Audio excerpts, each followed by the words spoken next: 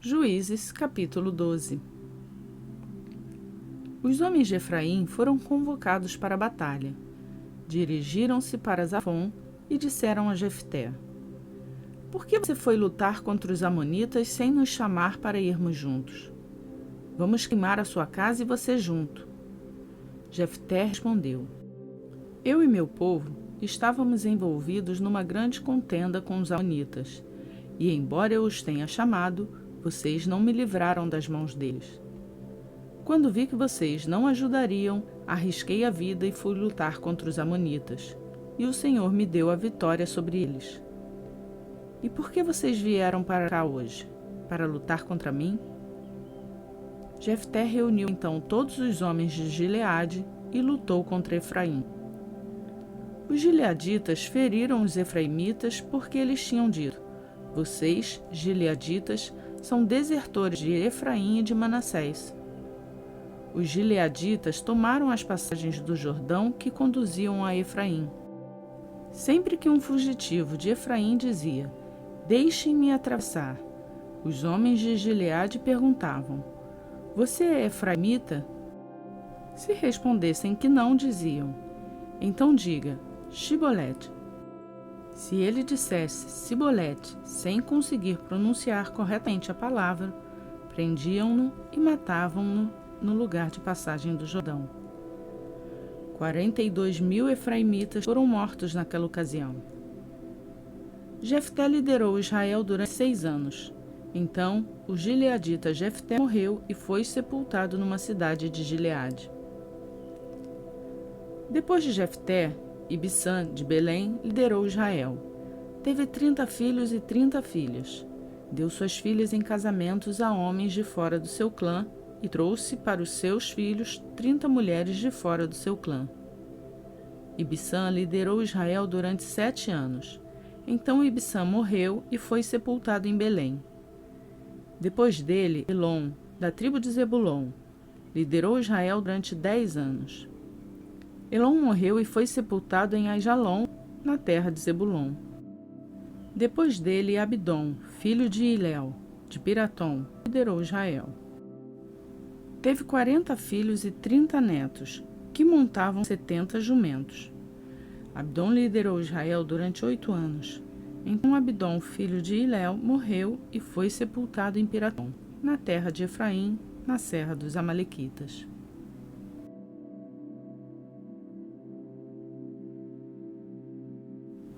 Juízes, capítulo 13. Os israelitas voltaram a fazer o que o Senhor reprova, e por isso o Senhor os entregou nas mãos dos filisteus durante 40 anos. Certo homem de Zorá, chamado Manoá, do clã da tribo de Dan, tinha mulher estéril.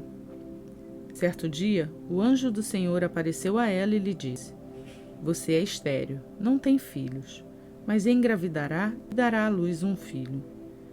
Todavia, tenha cuidado. Não beba vinho nem outra bebida fermentada e não coma nada impuro. E não se passará navalha na cabeça do filho que você vai ter, porque o menino será nazireu, consagrado a Deus desde o nascimento. Ele iniciará a libertação de Israel das mãos dos filisteus. Então a mulher foi contar tudo ao seu marido. Um homem de Deus veio falar comigo. Era como um anjo de Deus, de aparência impressionante. Não lhe perguntei de onde tinha vindo e ele não me disse o seu nome, mas ele me assegurou: Você engravidará e dará à luz a um filho. Todavia, não beba vinho nem outra bebida fermentada, e não coma nada impuro, porque o menino será nazireu, consagrado a Deus desde o nascimento até o dia da sua morte. Então Manoá orou ao Senhor: Senhor, eu te imploro que o homem de Deus que enviaste volte para nos instruir sobre o que fazer com o menino que vai nascer. Deus ouviu a oração de Manoá, e o anjo de Deus veio novamente falar com a mulher quando ela estava sentada no campo. Manoá, seu marido, não estava com ela. Mas ela foi correndo contar ao marido: O homem que me apareceu outro dia está aqui. Manoá levantou-se e seguiu a mulher. Quando se aproximou do homem, perguntou: Foste tu que falaste com a minha mulher? Sim, disse ele. Quando as tuas palavras se cumprirem, Manoá perguntou: Como devemos criar o menino? O que ele deve fazer? O anjo do Senhor respondeu: Sua mulher terá que seguir tudo o que eu ordenei a você. Ela não poderá comer nenhum produto da videira, nem vinho ou bebida fermentada, nem comer nada impuro. Terá que obedecer a tudo o que eu ordenei a você. Manoá disse ao anjo do Senhor: Gostaríamos que ficasses conosco. Queremos oferecer-te o cabrito. O anjo do Senhor respondeu: Se eu ficar, não comerei nada, mas se você preparar um holocausto, ofereça-o ao Senhor. Manoá não sabia que ele era o anjo do Senhor. Então Manoá perguntou ao anjo do Senhor: Qual é o teu nome para que prestemos homenagem quando se cumprir a tua palavra? Ele respondeu: Por que pergunta o meu nome? Meu nome está além do entendimento. Então Manoá apanhou um cabrito e a oferta de cereal e os ofereceu ao Senhor sobre uma rocha. E o Senhor fez algo estranho enquanto Manoá e sua mulher observavam. Quando a chama do altar subiu ao céu, o anjo do Senhor subiu na chama. Vendo isso, Manoá e sua mulher prostraram-se com o rosto em terra. Como o anjo do Senhor não voltou a manifestar-se a Manoá e a sua mulher, Manoá percebeu que era o anjo do Senhor. Sem dúvida vamos morrer, disse ele à mulher, pois vimos a Deus. Mas a mulher respondeu: Se o Senhor tivesse a intenção de nos matar, não teria aceitado o holocausto e a oferta de cereal das nossas mãos. Não nos teria mostrado todas essas coisas e não nos teria revelado o que agora nos revelou. A mulher deu à luz a um menino e pôs-lhe o nome de Sansão. Ele cresceu e o Senhor o abençoou. E o Espírito do Senhor começou a agir nele quando ele se achava em Mané-Dan, entre Zorá e Estaol.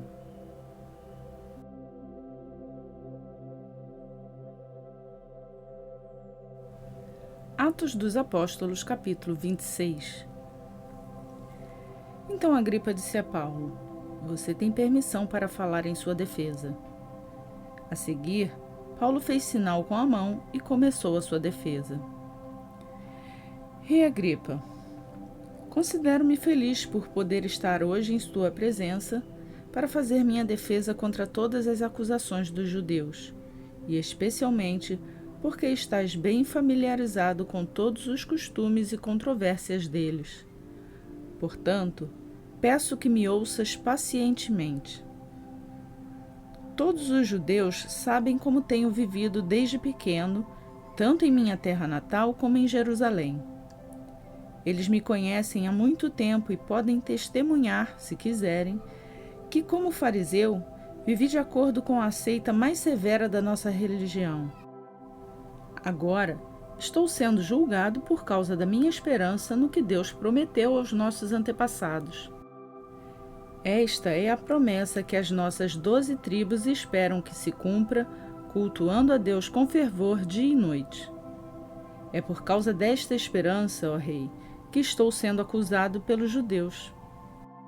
Por que os senhores acham impossível que Deus ressuscite os mortos?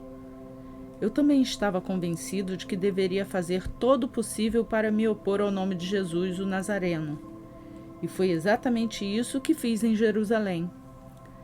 Com autorização dos chefes dos sacerdotes, lancei muitos santos na prisão e, quando eles eram condenados à morte, eu dava o meu voto contra eles. Muitas vezes, ia de uma sinagoga para outra a fim de castigá-los e tentava forçá-los a blasfemar. Em minha fúria contra eles, cheguei a ir a cidades estrangeiras para persegui-los. Numa dessas viagens, eu estava indo para Damasco, com autorização e permissão dos chefes dos sacerdotes. Por volta do meio-dia, ó rei, estando eu a caminho, vi uma luz do céu mais resplandecente que o sol, brilhando ao meu redor e ao redor dos que iam comigo. Todos caímos por terra. Então ouvi uma voz que me dizia em aramaico: Saulo, Saulo, por que você está me perseguindo? Resistir ao aguilhão só lhe trará dor. Então perguntei: Quem és tu, Senhor? Respondeu o Senhor: Sou Jesus, a quem você está perseguindo. Agora levante-se, fique em pé. Eu apareci para constituí-lo servo e testemunha do que você viu a meu respeito e do que lhe mostrarei. Eu os livrarei do seu próprio povo e dos gentios, aos quais eu o envio para abrir-lhe os olhos e convertê-los das trevas para a luz, e do poder de Satanás para Deus, a fim de que recebam o perdão dos pecados e herança entre os que são santificados pela fé em mim. Assim, rei Agripa, não fui desobediente à visão celestial. Preguei em primeiro lugar aos que estavam em Damasco, depois aos que estavam em Jerusalém e em toda a Judéia, e também aos gentios, dizendo que se arrependessem e se voltassem para Deus, praticando obras que mostrassem o seu arrependimento. Por isso, os judeus me prenderam no pátio do templo e tentaram matar-me. Mas tenho contado com a ajuda de Deus até o dia de hoje, e por este motivo estou aqui e dou testemunho tanto a gente simples como a gente importante. Não estou dizendo nada além do que os profetas e Moisés disseram que haveria de acontecer, que o Cristo haveria de sofrer e, sendo o primeiro a ressuscitar dentre os mortos, proclamaria a luz para o seu próprio povo e para os gentios. A esta altura, Festo interrompeu a defesa de Paulo e disse em alta voz: Você está louco, Paulo. As muitas letras o estão levando à loucura. Respondeu Paulo: Não estou louco, excelentíssimo Festo. O que estou dizendo é verdadeiro e de bom senso. O rei está familiarizado com essas coisas e lhe posso falar abertamente. Estou certo de que nada disso escapou do seu conhecimento, pois nada se passou num lugar qualquer. Rei Agripa, crês nos profetas? Eu sei que sim. Então Agripa disse a Paulo: Você acha que em tão pouco tempo pode convencer-me a tornar-me cristão? Paulo respondeu: Em pouco ou em muito tempo, peço a Deus que não apenas tu, mas todos os que hoje me ouvem se tornem como eu, porém sem estas algemas. O rei se levantou e com ele o governador e Berenice, como também os que estavam assentados com eles. Saindo do salão, comentavam entre si: Este homem não fez nada que mereça morte ou prisão.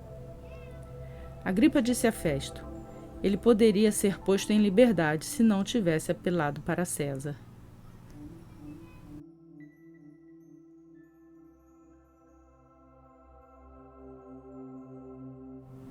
Concluímos a leitura do dia 115 do nosso plano de leitura bíblica. Para você que nos acompanha, eu já vou pedir aquele like no vídeo. E como sabemos que é tempo de conhecer a Deus e ter intimidade com Ele, vamos incentivar outras pessoas a fazerem a leitura bíblica, compartilhando este vídeo com elas. Lembre-se, a Bíblia é o manual do cristão. Para você que é novo aqui no canal, se inscreva e ative o sininho para ser notificado todos os dias quando um novo vídeo for postado. Você também pode nos seguir nas redes sociais do Instagram e Facebook. Obrigada por acompanhar o canal. Por hoje eu fico por aqui. Que Deus abençoe o seu dia e até amanhã, se assim Ele nos permitir.